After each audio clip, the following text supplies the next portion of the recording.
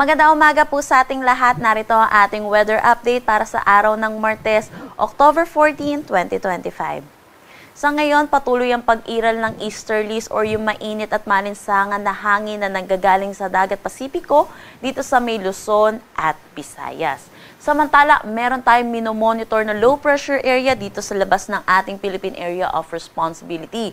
Ito ay huling namataan sa layong 1,785 kilometers east ng Southern Mindanao. Sa ngayon, medium chance ito na maging isang ganap na bagyo, meaning mababa yung chance niya ng development into a tropical cyclone within the next 24 hours. Pero sa mga susunod na araw, tumataas yung posibilidad na ito yung maging isang ganap na bagyo. Posible itong pumasok ng ating PAR by Thursday or Friday bilang bagyo at papangalanan natin itong Ramil. So current analysis po natin, posible itong lumapit dito sa may Northern Luzon, kaya inaasahan natin malaking bahagi ng Luzon ang makakaranas ng mga pag-ulan pagdating ng ating weekend.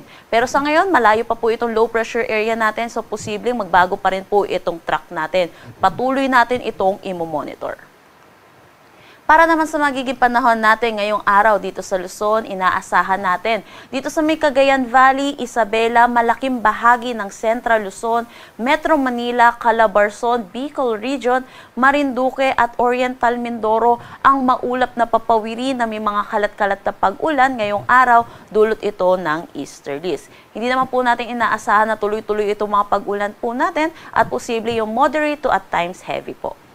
Samantala, para sa nalalabing bahagi ng Luzon, lalo na dito sa western section ng ating bansa, inaasahan po natin magiging maaliwalas naman ang kanilang panahon, pero asahan din natin yung init at alinsangan, lalo na sa tanghali hanggang hapon, na may mataas na tsansa ng mga localized thunderstorm pagdating sa hapon at sa gabi.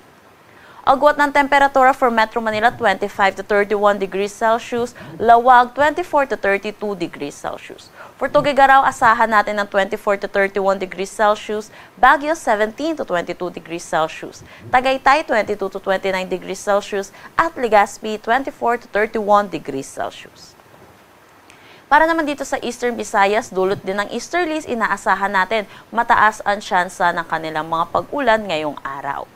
Samantala, para naman dito sa Palawan, nalalabing bahagi ng Visayas at buong Mindanao, magiging maaliwalas din ang kanilang panahon. Pero asahan nga din po natin yung init at alinsangan, lalo na sa tanghali hanggang hapon, na may mga tsansa po ng mga localized thunderstorm pagdating sa hapon at sa gabi. Ugaliin po natin magdala ng payong, pananggalan sa init at mga pag-ulan, lalo na sa hapon at sa gabi.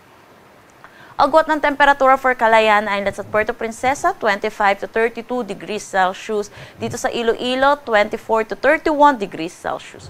For Cebu at Tacloban, 25 to 31 degrees Celsius. Cagayan de Oro, 25 to 32 degrees Celsius. For Davao, 24 to 33 degrees Celsius.